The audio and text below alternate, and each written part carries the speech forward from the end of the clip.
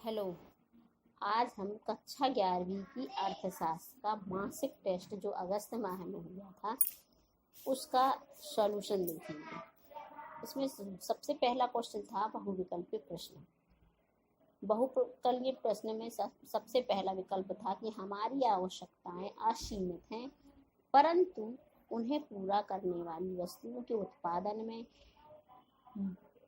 प्रयुक्त होने वाले संसाधन खालिस्तान एवं दुर्लभ हैं।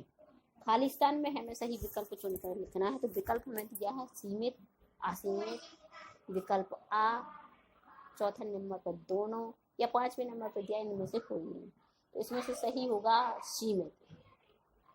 दूसरा विकल्प है कि संसाधनों के खालिस्तान प्रयोग संभव हो सकते हैं। तो इसमें जो आ नंबर का विकल्प है वो सही आएगा, वैकल्पिक। तीसरा जो है उसमें लिखा है अपनी विभिन्न आवश्यकताओं की पूर्ति करने के लिए उपभोक्ताओं द्वारा वस्तुओं का क्रय खालिस्तान कहलाता है। तो इसमें आएगा उपयोग। चौथा विकल्प देखेंगे, उत्पादकों द्वारा बाजार में बेचने के लिए वस्तुओं का विनिर्माण खालिस्तान कहलाता है। तो कहलाता है उत्पादन। पांचवें नंबर का विकल्प खालिस्तान आंकड़े व्यक्ति द्वारा स्वयं एकत्रित की गई सूचनाओं पर निर्भर होते हैं। तो इसमें विकल्प आ नंबर का सही आएगा, प्राथमिक। इसी के अंतर्गत अब दूसरा प्रश्न देखेंगे कि निम्नलिखित प्रश्नों में से कोई 3 प्रश्न हल कीजिए। तो सबसे पहला, ये 5 प्रश्न दिए हैं हमें, उसमें से हमें सिर्फ 3 हल करने हैं, लेकिन हम इस पेपर सेट में आपको 5 क्वेश्चन के हल बताएंगे ताकि आपको आगे इनको याद करने या समझने में सुविधा हो। सबसे पहला क्वेश्चन है कि सांख्यिकी किसे कहते हैं। उत्तर आएगा, सांख्यिकी वह विज्ञान है जो संख्या संबंधी तथ्यों के संग्रहण, वर्गीकरण और सारणीकरण में संबंध रखता है ताकि वे घटनाओं की व्याख्या, वितरण और तुलना के लिए आधारभूत प्रयोग हो सके। माने सांख्यिकी वह विज्ञान है जिसमें संख्या संबंधी सभी तत्व संग्रहित किए जाते हैं, वर्गीकृत किए जाते हैं, सारणीकृत किए जाते हैं और उन्हें प्रस्तुत किया जाता है ताकि उसकी तुलना अन्य आधारभूत तत्वों से प्रयोग में ला सके। दूसरा नंबर का क्वेश्चन था कि उपभोक्ता किसे कहते हैं।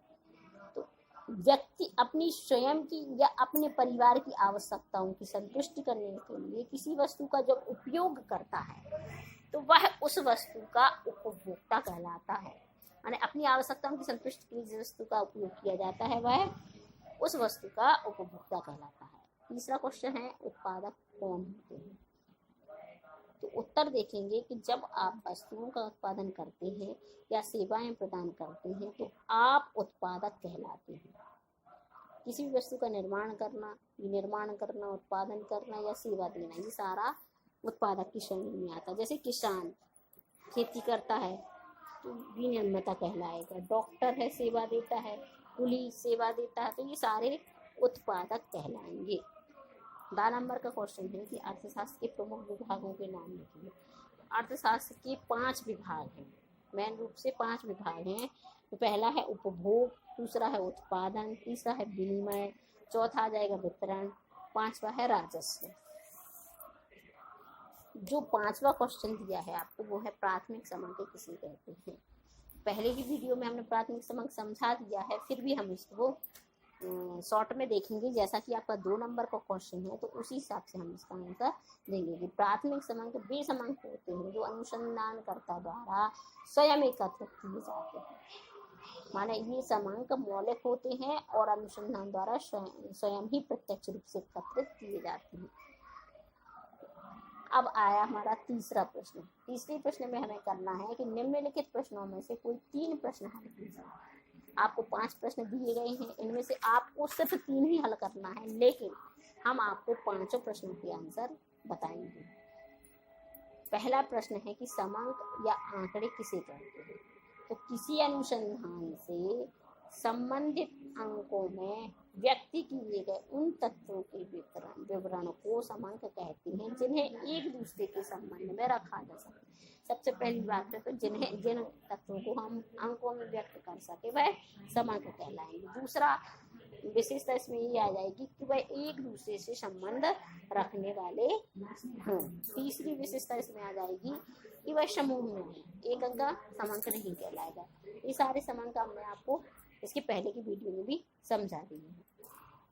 दूसरा क्वेश्चन इसमें द्वितीयक समंक किसे कहते हैं। तो ये जैसा कि हम बता चुके हैं कि प्राथमिक और द्वितीयक समंक हम आपको पहले भी समझा चुके हैं, फिर भी आपका ये आंसर 3 नंबर का है, इसलिए इसको हम इस प्रकार लिखेंगे कि द्वितीयक समंकों से आशय ऐसे समंकों से है जिनका संकलन किसी अन्य व्यक्ति या संगठन द्वारा हो चुका है और अनुसंधानकर्ता केवल उनका प्रयोग करता है। माने दूसरी बार जब उन अंकों का प्रयोग किया जाता है तो वह द्वितीयक समंक कहलाएंगे। तीसरा क्वेश्चन है कि सांख्यिकी की कोई 3 कार्य लिखिए। तो लिखेंगे सांख्यिकी कार्य निम्न है। अब यहाँ याद रखना है कि 3 नंबर का क्वेश्चन है तो सिर्फ हमें 3 ही कार्य लिखने हैं। पहला क्वेश्चन है कि जो जटिल तथ्य होते हैं सांख्यिकी उनको सरल बनाती है, ठीक है।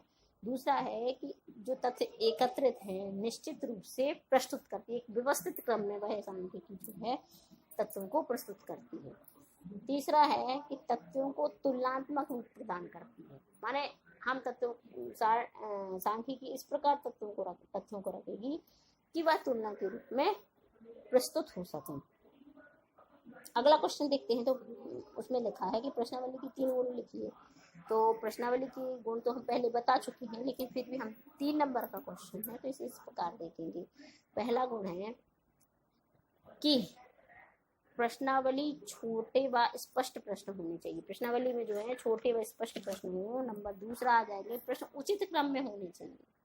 उचित क्रम में माने पहले विकल्प होंगे, फिर 2 नंबर का, फिर 3 नंबर का, इस प्रकार से एक प्रश्नावली का आकार रहता है। नंबर तीसरी विशेषता जो होगी कि प्रश्नावली का आकार उचित होना चाहिए। उचित माने ज्यादा प्रश्न उसमें नहीं होने चाहिए, छोटी होनी चाहिए प्रश्नावली, सीमित होनी चाहिए। अगला क्वेश्चन है कि वैयक्तिक साक्षात्कार का अर्थ स्पष्ट कीजिए। वैयक्तिक साक्षात्कार का अर्थ होता है व्यक्ति के साथ प्रत्यक्ष रूप से जानकारी लेना, माने इसे हम व्यक्तिगत साक्षात्कार भी कह सकते हैं। तो व्यक्तिगत साक्षात्कार कैसे होगा, तो इस रीति में अनुसंधानकर्ता स्वयं अनुसंधान क्षेत्र में जाता है, वहां पर संबंधित व्यक्ति से प्रत्यक्ष व्यक्तिगत संपर्क स्थापित करता है और उससे सूचनाओं को एकत्रित करके समूहों का संकलन करता है। यहाँ पर ये पेपर सेशन समाप्त हुआ। अगले सेशन में हम फिर बात करेंगे।